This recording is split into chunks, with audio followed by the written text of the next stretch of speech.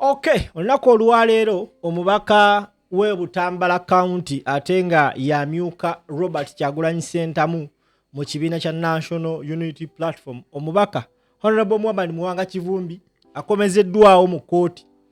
Muwanga Kivumbi ono yatwalibwa mu kkomera era n'aleetebwa mu kkooti ne bamusomera omusango ogw'obutujju. Ono guno gubadde mulundi gwa kubiri akomezeddwawo mu kkooti era bassebo ne manyawo. This time round, unlike the first time, bagasseeko abantu abalala 20. Abantu baneeno bagambibwa okuba nti baali ba polling agents ba Honorable Muwanga Kivumbi. Olwaleero bamugasseeko abantu 20. Now, abakulembeze b'ekibiina okuli David Lewis Rubongoya, okubadde Secretary General, rather lead of opposition ate nga spokesperson w'ekibiina, n'abakulembeze abalala babaddewo era boogedde ku nsonga ya Muwanga Kivumbi wabadde aleeteddwa mu kkooti. Bwe bati bwe boogedde ku nsonga eno. Katukomewo after this.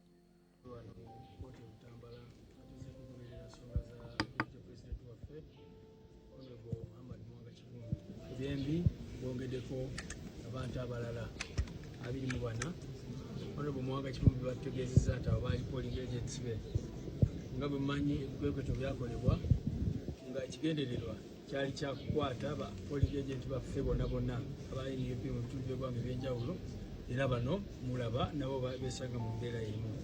Naffe e Kampala n'awalala mwalaba abantu baffe bangi nnyo abakyagenda mu makomera abaali polling agents just nga baali bakola omulimu gwabwe okubeera polling agents naye babasanganga bakungaanira okuwa DRA forms ezo kyenyini kye bakola. Ono Muwanga Kivumbi yalina DRA forms zino baali bazireta wakaawe. Ono kye bakola ku kubakwata n'okubateekako emisango egyo. Mwalaba bwe bakwatira e Kampala aba polling agents bagamba nti babasanga nga bagamba nti Museveni adde akaluka era ne bateekako omusango common nuisance n'ebirala bwe biti. Naye kaakati bano babataddeko terrorism. Bano abaana abamu balabye tebawanaweza na myaka 18 abasinga abayizi b'amasomero ag'enjawulo abamu bali ku university naye besanga mu mbeera eno. Of course fena tumanyi kikigenda mu maaso si prosecution oba sikozesa wabula persecution okukijanya n'okubonyabonya abantu baffe. Oba oyagala kitegeera bulungi olaba nti ono Deputy President waffe wa Buganda naye Deputy President waffe wa Western Uganda ne bwetwogerera tetumanyi waali. Deputy President waffe wa Northern Uganda tanalabika. Bonna bakwatibwa ab'ebyokwerinda oba abaali badde ab'ebyokwerinda ne batwalibwa up to now tetumanyiwa bwe bali. So ekigendererwa kya state kyali kya pre-pollinga obwokukonzibya emirimu gya National Unity Platform era kiki kigenda mu maaso. Tubivumirira bino byonna mulabye Honorable Muwanga Kivumbi ng'ali strong era tumanyi bulungi nnyo nti tujja kuwangula mu nkomerero. Leero tuli wano kkooti e Butambala tuze kugoberera ensonga za Deputy President waffe. Alright, oyo yabadde Secretary General w'ekibiina David Lewis Rubongoya.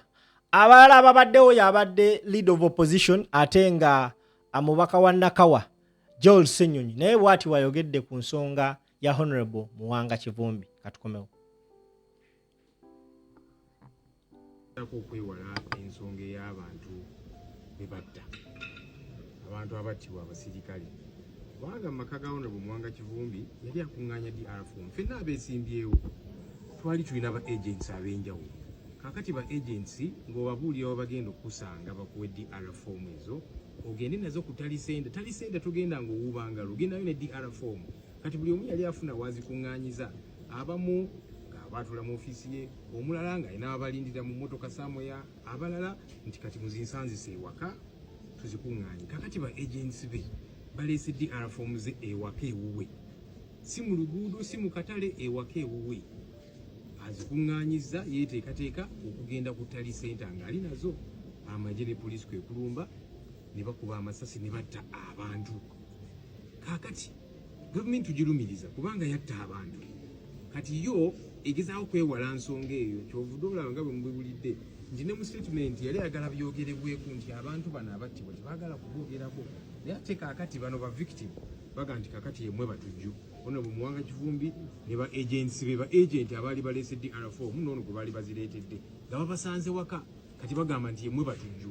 Ensonga eno tugenda givaako twagala gavumenti enoonyereze. Kale egambe nti ono Muwanga Kivumbi ye yagamba abasirikale kakati mujje mukwate mundu mukube bano abantu naye ne bwe kibanga kiri bwe kityo bano bennyini abaakola ekikolwa ekyo bo bagenda kuvunaanibwa ddi ensonga eyo egenda kunoonyerezebwako ddi so ensonga eyo tetugenda givaako bajja kwebuzaabuza bakole bwe bati ne bwe bati nga baagala tugiveeko nti kakati bano be batujju n'ebirala abatujju tubamanyi abatta abantu bamanyikiddwa ensonga eyo twagala enoonyerezebweko ekyokugezaako kati okubifuula nti kakati bano balina obuzibu tekigenda kukkirizibwa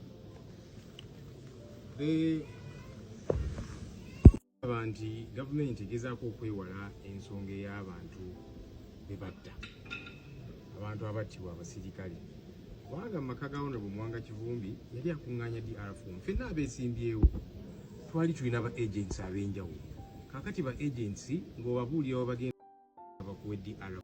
Okay, ebyo byali ebigambo bya leader of opposition. Now ate katuwulirize ebigambo okuva kw'omu ku balooya ba Honorable Muwanga Kivumbi. Now ensonga ya Muwanga Kivumbi yazzeemu balooya ab'enjawulo. Waliwo akabondo akaliko Seggona, akaliko Basalirwa ne Elias Lukwago, na ate waliwo n'akabondo akaliko Kanso Muyizi kossa ne Kenneth Paul Kakande. This is what they had to say ku nsonga ya Muwanga Kivumbi. Olwaleero wabadde mu kooti.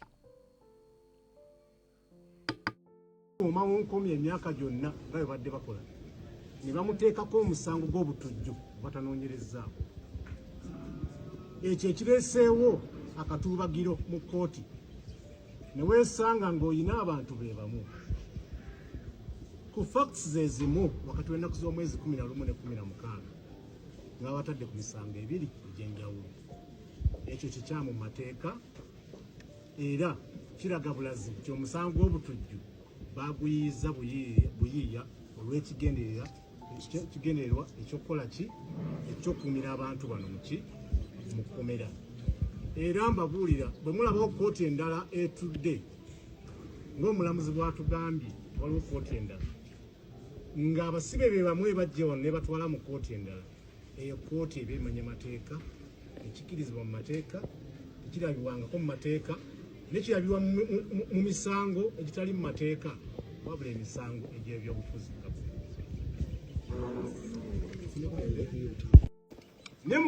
Alright, oyo ye Kanso Muyizi omu ku balooya b'ekibiina kya National Unity Platform abali mu musango gwa omukulembeze amanyikibwa nga Honorable Muwanga Kivumbi.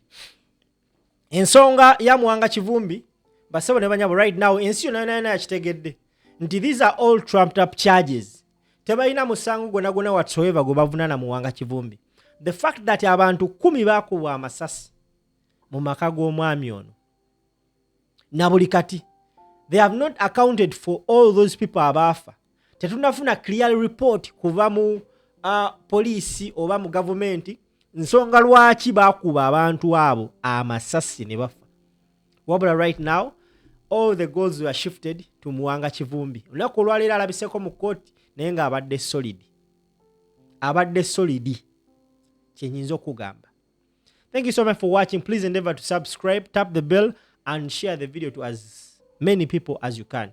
For those of you abagala okulanga naffe ennamba eri awo wansi tukoneko ku WhatsApp oba tu texting ku WhatsApp ate tubeere nga tukwasaganya business. Thank you so much. Bye bye.